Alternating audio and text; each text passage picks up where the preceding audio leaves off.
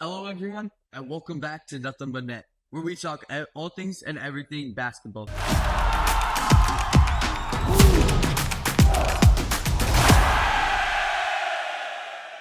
And today, we have a very special guest with us today, Stacktown Sports. I'm Rhythm, I'm Cole. And I'm Kaya.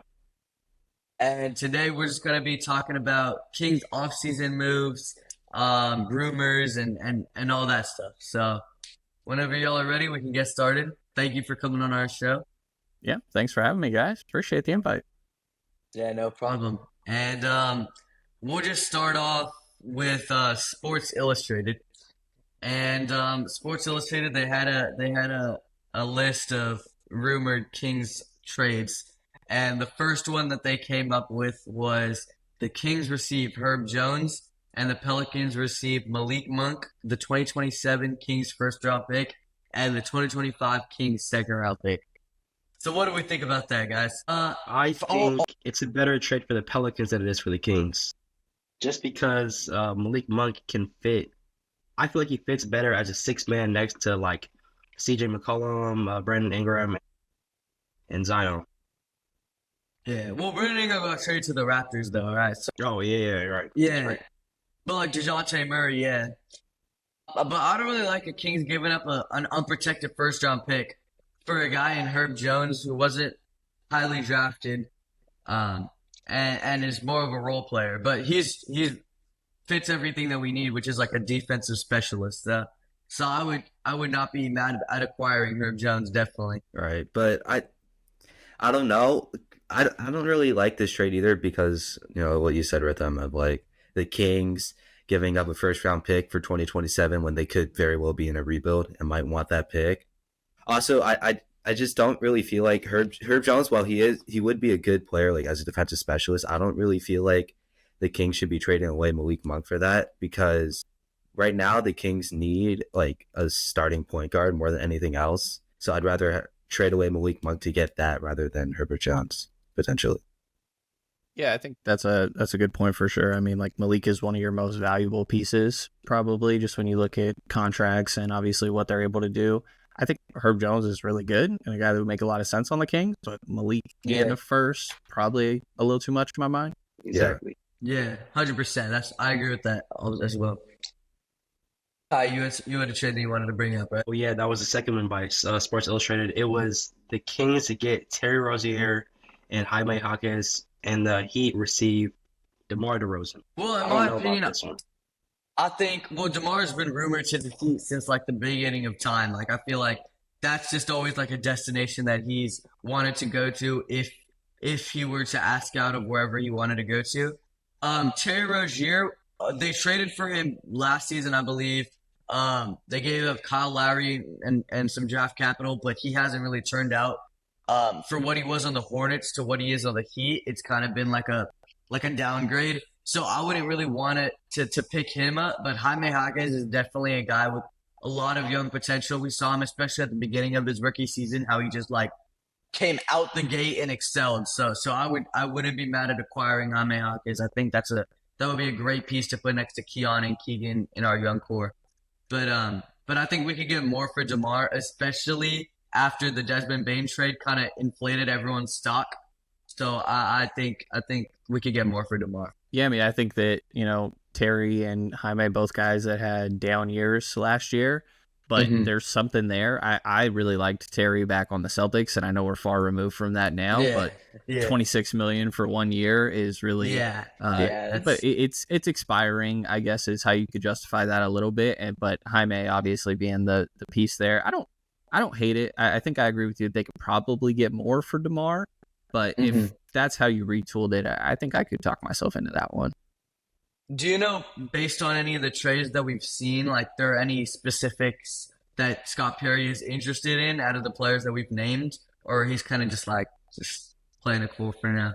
Yeah, I think that what he said when he first got brought on, the like wanting to set an identity of playing really hard on defense and sharing the ball offensively, I think is kind of what we're looking at. I know it's super broad, but I think he's free to do pretty much anything. That of, in 2 years, none of these guys could be on the team in my mind. Yeah. So I think that trying to look at players of like, oh, well, how do they fit with Domas or some of these other guys? I've kind of tried to throw that out the window at least a little bit. Maybe throw it out the window is a little bit dramatic, but like calm down on it a little, because I don't know what this team is going to look like in a year, Mm-hmm. And both Giannis Sabonis and Scott Perry said in their exit and entrance interviews, respectively, they said like the biggest need in this team is a point guard. Like Cole said, like we need to trade Malik Monk for a point guard if we were going to trade him. And the two names that were brought up were Trae Young and Darius Garland. And I know Scott Perry said he wasn't interested in Trae Young, but do you think that there could potentially be like a Darius Garland move happening, or just a move to acquire another point guard imminent?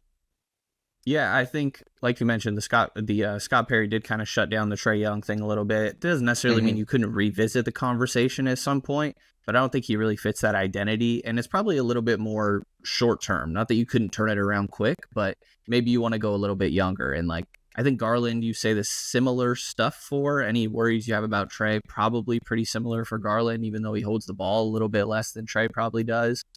So, I think that you have those conversations, but you're probably, if you don't love one of those guys, it doesn't hurt to have 1 year of Tyus Jones or Chris Paul. And like, I don't think those guys are good enough necessarily, but I don't think that, well, you need a point guard so bad that, all right, we have to go trade for one of these stars right now. Like if you don't love one of them, then maybe just be a little bit patient. Yeah. And talking about a point guard, you brought up like Chris Paul, like an older veteran.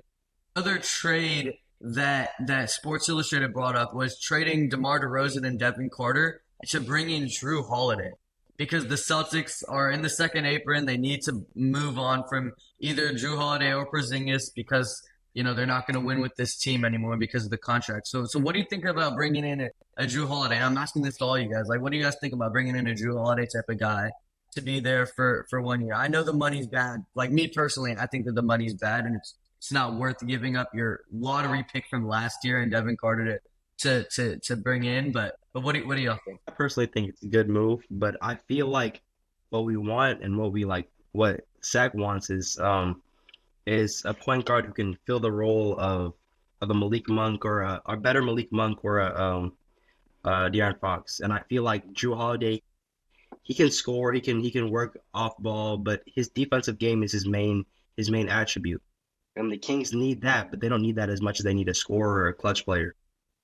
Because they just traded the clutch player of the year in 2023 in De'Aaron and only got 2 picks back, which after the Desmond Bain trade is just like blasphemous. But yeah. I was gonna say that like I wouldn't really like Drew Holiday on the Kings, mainly because of his age, and if we would give up Devin Carter, who is only going to be in the second year next year, it's kind of like there's no need, especially because like as Brenden said, like we don't know who's going to be on the roster in the next 2 years. So, and especially because I think Drew Holiday is likely going to retire kind of soon because he is pretty old. So I would feel like trading away like DeMar DeRozan for Drew Holiday, like by itself might be okay, but I don't think the Celtics would accept that. Age is kind of similar, but and contracts are also kind of similar. But like throwing Devin Carter in there, even though his rookie season it wasn't like amazing, I don't think that it would be wise to trade him so soon. Yeah, I think Drew Holiday like 2 years ago would be a dream, but now he's getting paid, $100 million over the next 3 years, and he's how old at this point? 35 already. So I think that probably is the reason that I'd be out there. But talk about culture setters. I guess it does. It feels very Kings to me, but at the same time, I don't think it makes much sense. Talking about like age, that thing, do you think that the Kings should go in the direction of pushing with this core that they have right now to try to make a playoff playing spot, or just completely build around Keegan, go in that younger wave? Yeah, I think that you can keep some of them. Like I think in my mind, ideally you pick one of like the main 3 that you have right now to sort of be your core to build around. Obviously the most obvious is probably Domas. I think Zach maybe, but at very least you have to move on from one of them, I think, to kind of figure out what that identity is going to look like. And I would say I think that you can try to get a little bit younger without going full like we're going to be bad and play guy that's probably belongs in the G League, but we're going to give him 20 minutes a night. Like, I think that you could go try to get a guy that's already getting close to his second contract. And, you know, is there a young player like Indiana? You see them go get Obi Toppin and Aaron Nesmith and these fairly young guys, but sort of in a second draft format. And I think that's a way the Kings could sort of try to get a little bit younger, but still remain competitive. Yeah. And leading to that of a player who's you know, this guy already got paid his max, who I'm about to bring up, but he's still a young guy with potential, is that the Raptors were to acquire Zach LaVine and a 2026 first-round pick from the Kings. The Kings would acquire R.J. Barrett, Dorian Finney-Smith, Dalton Connect, and the 9th pick in the draft. And the Lakers would acquire Jakob Poeltl. So what do you think about the Kings potentially acquiring R.J. Barrett in exchange for Zach LaVine? Because there are rumors that Masai Ujiri wants to go in a direction of making Scotty Barnes, Grady Dick, and Brandon Ingram that wing three of the future, and not have R.J. Barrett, especially because he got paid the max. So you don't want that money on your hands, especially with Quickly also. So what do you think about that? Maybe the Kings move off Zach? Yeah, I think RJ is a guy that like fits into sort of what I was just saying, you know, of that second deal. You think that maybe there could be a little bit more. And if Scott Perry was the guy to go out to trade for him, I think I'd feel even a little bit better, because obviously you mentioned he knows him pretty well from their time in New York. You throw Dalton Connect, Dorian Finney-Smith in there, two guys, one up-and-coming prospect, a good guy that can contribute a little bit now. I think that's pretty good return for that's great. Even if RJ's maybe not the best passer to be your full-time point guard, I'm probably pulling the trigger.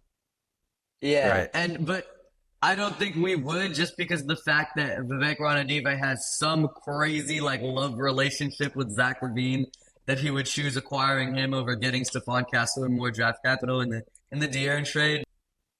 But you're saying we have to move off of one person, and if I had to choose personally, I think I would pick Zach to move off of. Would be Zach, yeah.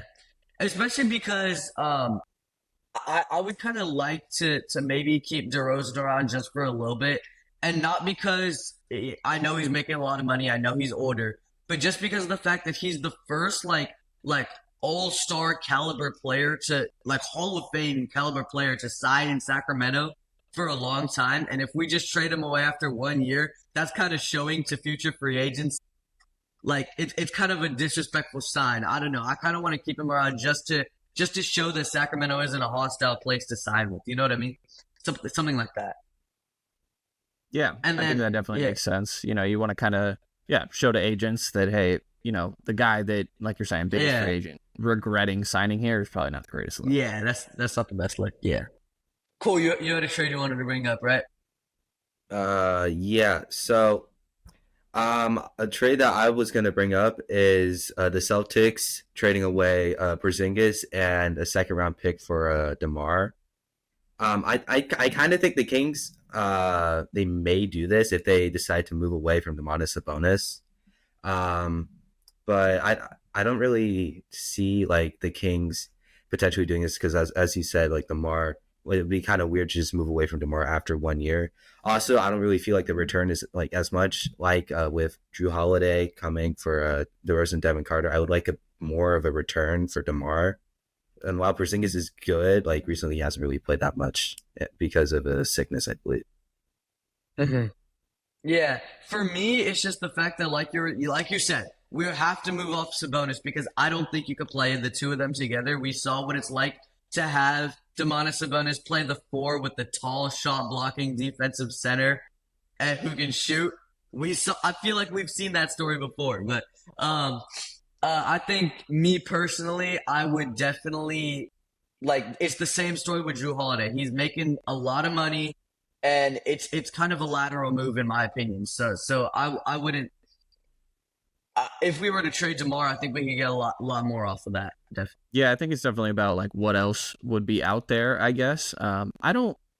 It's probably not what you want to get back. Just not very reliable, like you kind of mentioned. He had that weird illness thing going on last year, and then there's always the knees and everything else from years prior. I don't hate the idea of putting him next to Domas. I know you really talked about the Miles Turner thing. Yeah, and that's awesome. I think that's a good point. I just still, I kind of, the Kings need rim protection when it comes down to it. And I think that KP is like the ideal guy in theory, but he doesn't really play quite enough. So I probably side with you that maybe you could get something better, but I guess it might be a theme, but I guess I could talk myself into this one. Mm-hmm. And if we're going on the theme of shot blocking centers, Athlon Sports says a rumored trade of trading Malik Monk for Jared Allen, straight up. I know that the Cavaliers were interested in shopping a potential Darius Garland and Jared Allen. And I know that Jared Allen, his health wasn't a concern, or like a lot of the Cavaliers were in health concerns this playoffs. So I feel like if we were to get a rebounding, shot blocking big guy in the paint, I think Jared Allen is a perfect guy to match up with that mold of player. Yeah. I feel like for the Kings, it puts a lot down in the paint. It gives them a lot of rebounding, a lot of good defense, a lot of passes, a lot of everything that they need in the paint.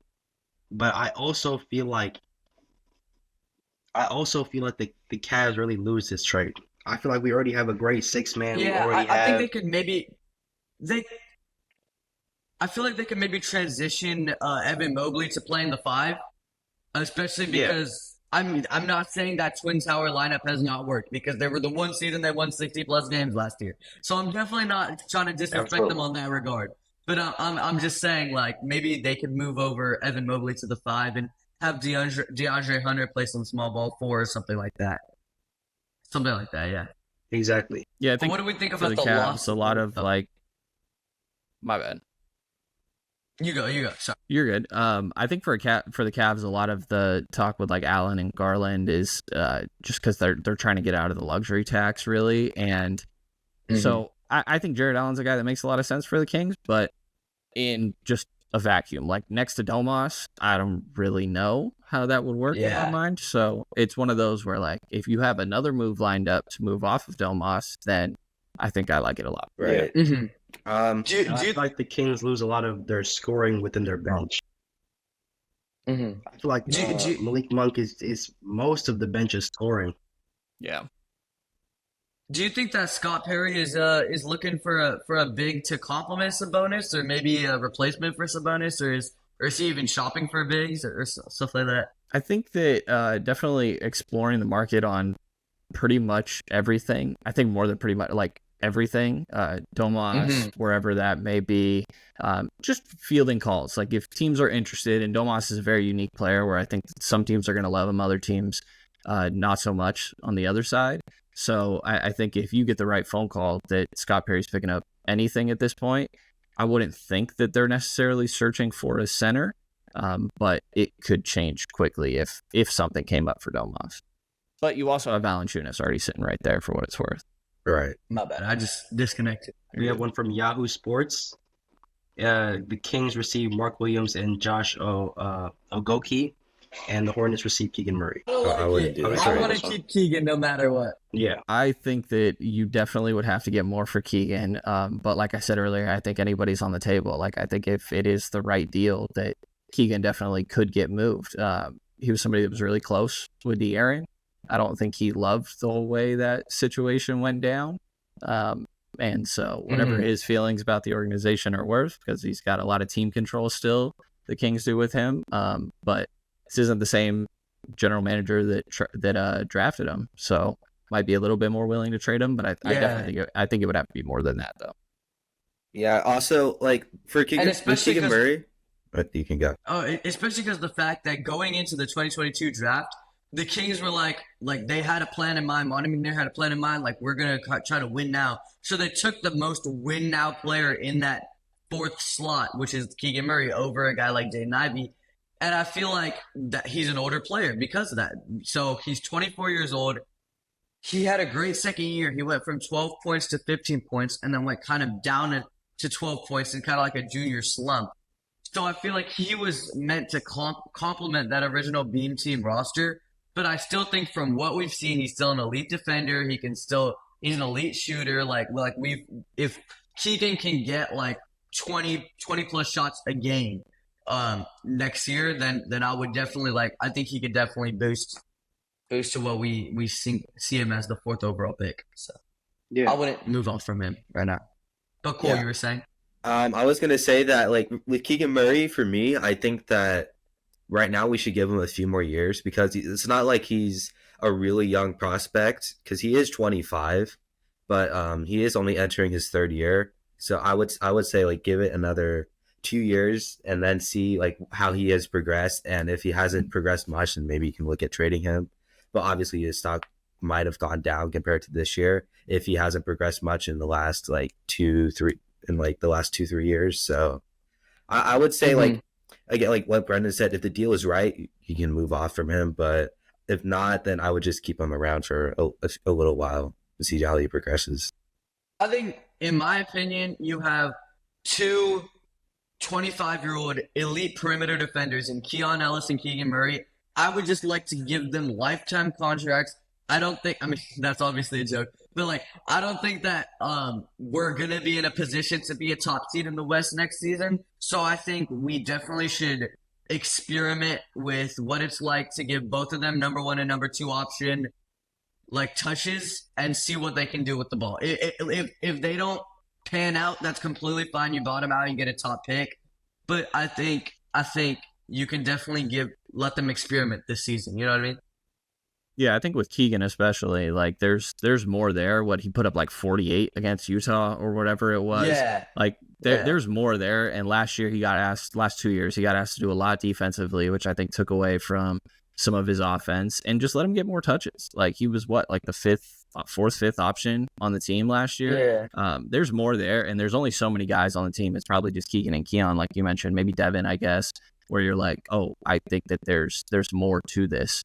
And so, yeah, Keegan spread his wings a little bit. Yeah, and you were talking about last year when DeMar DeRozan first came, Keegan was a little uncomfortable. You know, he wasn't really getting into his role, but I feel like if we kind of just clear the way for him, let him get more touches, then he can blossom into what we all know he can be. So there definitely is something there, like you were saying. And this is a crazy trade that I saw. It's actually by Jack the Kings fan on TikTok, and I was saying let's bottom out, let everyone get their touches. What about Zion Williamson going to the Kings for Domantas Sabonis straight up? I think for me, I would do this any day. I would love the fit of Sabonis among a lot of the Pelicans players like Trey Murphy, like Herb Jones, like CJ McCollum. All these guys would fit great next to Sabonis.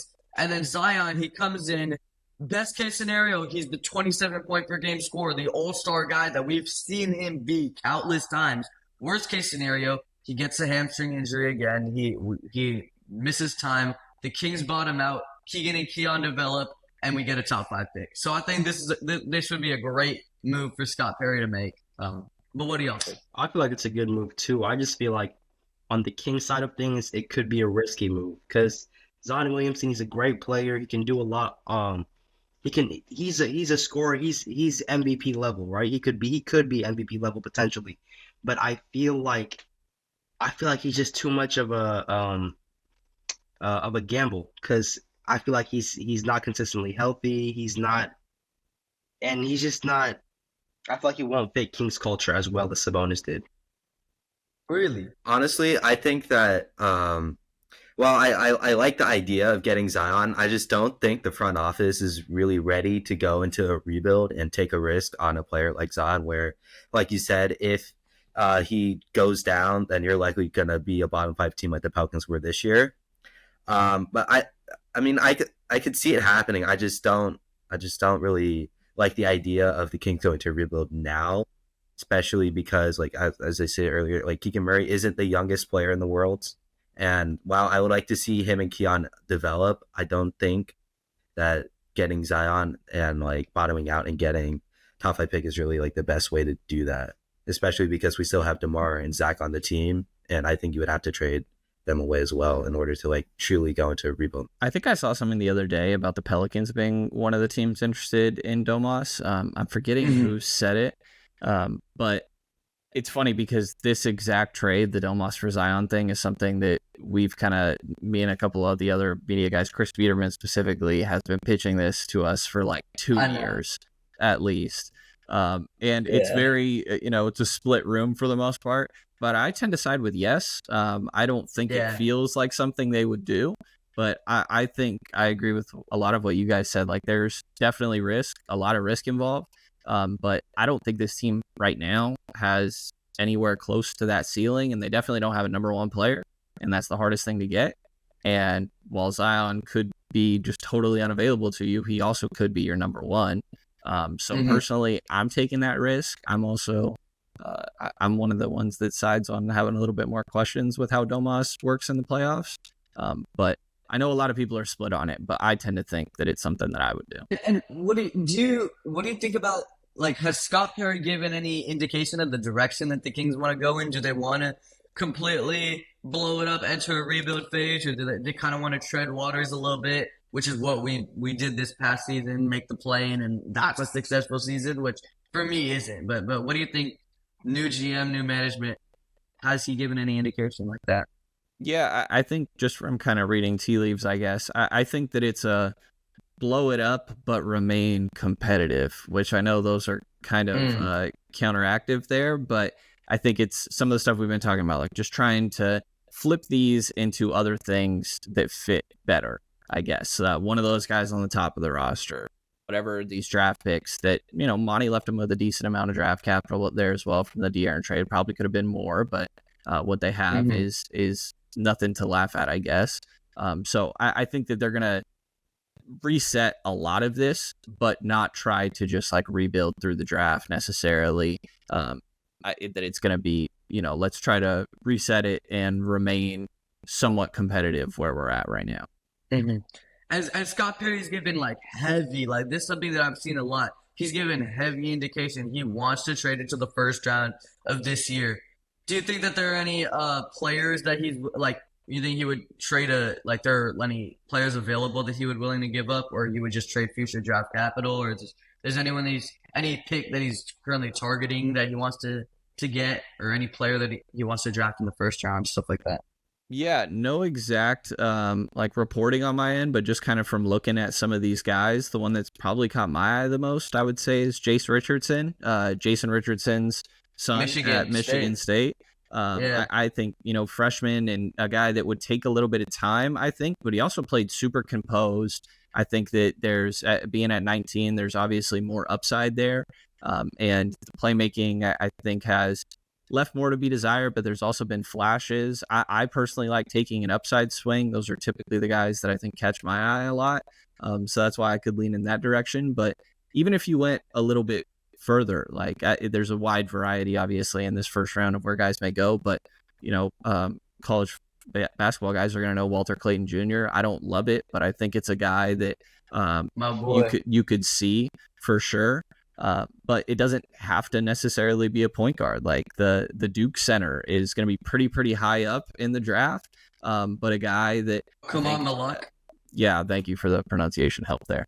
But a guy that I think could help a lot, and I don't think that they're necessarily going to try to push to get that high, because you're giving up a lot. He's probably not going to contribute that much in year one, whatever guy we're talking about in the middle of the lottery. But I think we could be talking about, everybody hears that and it's like, oh, that's got to be for a point guard. I think it could be any position. I think that you have that wing duo solidified for the future, no matter what. I think that it's not for the future, but next season, no matter what, is Keon and Keegan Murray. I would love a guy like Jace Richardson to be in that backcourt. I think he could definitely complement Keon Ellis, and he could, even if he starts off on the bench and we keep some of the veterans that we have, like Zach LaVine or Malik Monk, or just, I know Malik Monk wasn't the best at the one, but definitely just a guy who can come in and maybe just like Walter Clayton Jr., come in and kind of set a tone and be just a guy who can get the guys the ball and also score himself. So I like a fit of a point guard definitely in the draft. But if we get a guy like Kamal Malak, we could trade up for him. Ooh, that would be nasty. I would like that. I would like that a lot. But what do y'all think? And then this is what I was about to bring up right after that is yesterday, Desmond Bain was just traded for first-round picks. Insane deal. Brought the draft market crazy up. Now Kevin Durant's going to go for a lot, and everyone else is going to go for a lot. Do you think that the Grizzlies could maybe trade a guy like John Morant, Jaren Jackson Jr., and do you think that the Kings could acquire one of those guys? Maybe I would love a Jaren fit next to Sabonis personally, and then John Morant is John Morant. I know he's been injured, but he's still John Morant, so yeah. Yeah, I mean, I think that I'm curious to see what direction Memphis goes in. I think that if they're moving Jaren, that probably means they're moving Ja too. But definitely could be off on that. I like you. I think that Jaren is one of those guys that, like we mentioned Porzingis earlier, but you get like a healthy, actually younger version that defensive player of the year guy in the past. So I think that's a guy that makes a lot of sense. But I'm curious to see. I feel like it's kind of TBD where Memphis is going to go with all this. Maybe they didn't fully plan to reset and just saw a deal where they were like, shoot, 4 first rounds unprotected. We kind of have to do that. So yeah, I think it's curious to see where Memphis is going to go from here. But I also am not sure that like the Desmond Bain trade means that, like, I don't know that KD, it sounds kind of crazy. I was hearing Sam Vecini say it this morning. I don't know that KD is going to get the same value that Desmond. It might have cost more to get Desmond Bain than KD. Yeah, I can see that. Really? Yeah. I can see that because I feel like 4 first-round picks is a lot, and I would feel like that if you're going to trade for Kevin Durant, you're going to give up more players than picks anyways because of like the contract he has and also like the player he is. I think the Suns also, while the Suns don't really have picks for a long time, I think they would also want to get player compensation back along with draft compensation. So I think it just depends on them and like how they like value draft compensation. Also, like with KD having like his like 3 teams kind of set in like Houston, San Antonio, Miami, like they can't, like they don't really, I don't really know like what they are willing to give up for KD. If the 4 first-round picks for Desmond Bain kind of makes them like think that, oh, well, maybe we should give that much or more, or if like their offers are kind of already set in stone, it's just for Phoenix to decide what's the best for them. And like Bain has 4 years left. KD has 1 year left. Trae Young has this year and 1 more year. Whoever's trading for Trae Young, you're going to sign him to a huge extension. Mm-hmm. You think the Kings are 100% out on Trae Young? I know Scott Perry said that, but I would love Trae Young on this team. I can't even lie.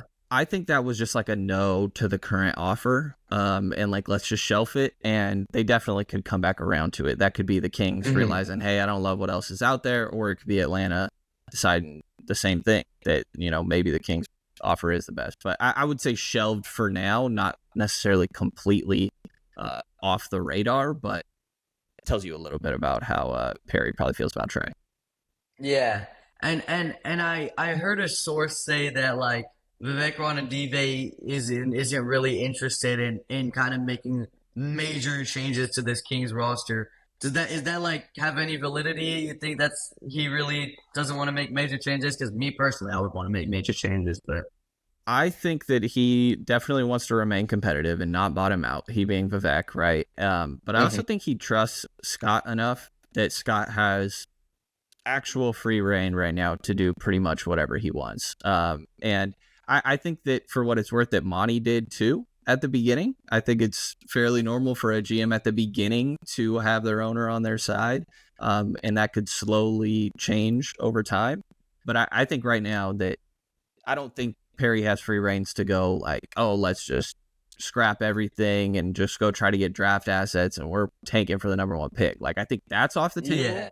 But I think as long as you can compete for the playoffs this season, that everything else, you feel free. Okay, I can live with that. If Scott Perry has free reigns, because I know he's a respected general manager in the NBA, like he's respected he has good connections around execs around the league. So if Vivek Ranadive allows him to get free reigns, I'm completely on board and I trust his process.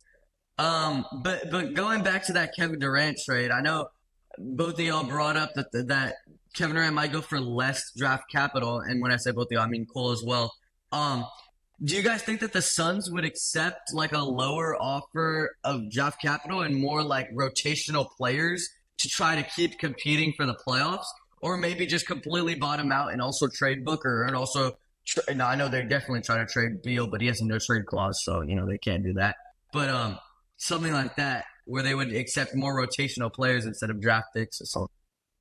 I think right now the Suns are more concerned. I think they're trying to re-sign Booker to like a 3-year deal or something and keep him around semi long term. So I think if they do commit to Booker and Booker commits to them for a few more years, then they'll definitely go for more players and try to potentially win now. Even though I don't think like even no matter what, like if you get like a lot of players for Kevin Durant, I don't think you're gonna win with the Suns' current team. But I think they're going to go for more players and picks. If Booker bows out and was like, no, I want to be traded as well, then they're going to go all like full rebuild and just tear it down. And I know they're about to trade. I mean, they're about to hand Devin Booker the bag. Like they're about to make him the highest paid yearly player in NBA history on their new contract extension. I think that like the Clippers were rumored to get Kevin Durant, in which they would trade in Norman Powell, Bogdan Bogdanovic, Derek Jones Jr., and 2 first-round picks. I think that the Suns would kind of take more of that package rather than like a Devin Vassell in the 14th overall pick and 4 more first-round picks, or like 3 more first-round picks for that. I think they would still like to remain winning now, especially because they're stuck with Bradley Beal and they have a win now pieces other than Kevin. Yeah, for sure. And I think that like this year's draft picks are probably pretty valuable to them. I think San Antonio has a couple in the first round. Obviously, there's one at number 4, but they have another one there in the lottery. Because for Phoenix, those guys are guys that are cost controlled. You can have on your team for, 4+ years on rookie deals before you have to talk about any sort of extension. So I think that's valuable. Players that can contribute now are pretty valuable to that team because, like you guys mentioned, if they're not trading Booker, then I think they're still trying to remain competitive, and I think the Booker's still going to stick around there. So also, like you guys said, KD saying, hey, I want to go to one of these 3 teams, which, Kings fans are familiar with. A lot of stars do this around the league. That's going to affect the value that you get a little bit here. Mm-hmm. And where do you guys think Kevin Durant's going to end up? Just some predictions. Me personally, I think, Giannis is staying in Milwaukee, so there's no Giannis trade going on the board, but I think if the Spurs can include Devin Vassell, Jeremy Sochan, and a guy like Keldon Johnson, and maybe the second pick, then that's 100% a done deal. But I don't think they would include that. But I still think San Antonio is my number 1 option for KD. Right. I think I kind of agree that San Antonio is the number 1 option unless Houston like offers up like a Jalen Green and Jabari as well. But I don't think they're gonna do that. I could also see like potentially Toronto maybe jumping in at the last minute, but I don't think that they really have a team right now that like adding Kevin Durant would make them championship contenders like it did with Kawhi in 2018. So I think it's mainly going to be San Antonio, maybe Houston, and then like maybe Toronto and Miami. Yeah, I was gonna say the same thing. I'm in between either San Antonio or Houston. I don't know. I feel like they want KD next to Wemby. They want to be contenders right now, or not right now, but like within the next few years, right? Especially because they traded for De'Aaron. So. Exactly. And I feel like adding another veteran like KD next to Wemby would make Wemby a way better player. Yeah, I mean, I personally hope he goes to Miami. I really like KD, and I think I'd like to see him compete. So that's why a place like Houston or San Antonio is really fun to me. But I also think there's way too many people in the West. Like, just get somebody over in the East. Yeah, 100%. So from that perspective, I'd like him to go to Miami. But I kind of think Houston. I think they have a lot of really young guys that could be interesting to Phoenix. But San Antonio's right there too. Like, I really like Vassell. If Vassell's part of that deal, I think he really helps the Suns for sure. So I think I lean towards Houston because I just think they have more of a logjam of talent that they could send off of guys that are ready right now. Yeah. I think that the funnest option, which KD immediately just wrote off, was Minnesota, or would be Minnesota. I think that him and Anthony Edwards after the Olympics last year would just be like a dream come true to watch. But do you guys think that the Kings could maybe facilitate or be a third team in a potential Kevin Durant trade to move off of one of the big contracts of DeRozan or Levine and get back some of the draft capital that would be given up for KD or something like that? Yeah, it's interesting. I hadn't really thought about it. I guess I mean, like if you could get in on Vassell, I would definitely do that. If you could get in on 100%. somebody like Jabari, like if you could get the young prospect back while, say Phoenix somehow happens to be interested in Levine or DeRozan, then yeah, I think definitely try. And like you said at the beginning of this video, which is get a guy who's about to enter his second contract, maybe isn't about to earn the maximum that they should get. So Jabari Smith Jr. would fit that mold perfectly also. Drafted in 2022. Eddie career, I think he was great last year for what his role was, but if we could acquire him, that would be a dream come true if we could move off one of those big contracts. So definitely, yeah. So I think that's pretty much it for the trades that we have written down. Unless do you have any other like rumored Kings offseason moves that they could make that you've been hearing around the grapevine? For the most part, it's actually been pretty quiet. I think a Really? lot of the names mentioned publicly are probably the ones, like definitely Garland and Trey. We talked about the Pelicans being interested a little bit in Sabonis. Again, I don't think anybody's safe. Like, I think that there will be conversations about Keegan. I think Malik is probably the guy that has maybe the best value on the team outside of Keegan and Keon. And so I'm kind of thinking it makes a lot of sense to move on from Malik. Like you guys mentioned, he's probably, you lose a lot from your bench, but you got to find ways to replace that. And it's kind of a luxury to have a great bench when you don't have a very great starting lineup. So to me, you got to make the sacrifice a little bit there. So I guess not exactly rumored names that are going around, but a lot of the talk is just that they could really do anything. A lot of times it's in previous years, it's Harrison Barnes and Buddy Hield are the guys that they're really shopping right now. And this offseason, it's very much like it could be anything and anyone. Well, with all that being said, I trust Scott Perry for whatever he's doing. He's a very respected individual among the league, a respected executive especially. And we thank you, Brenden, for coming on our show and teaching us, or not teaching us, but like informing us of all these Kings rumors, helping us rank these trades across the league. And thank you to the viewers for watching this video. And we'll see y'all next time. Bye. See you later.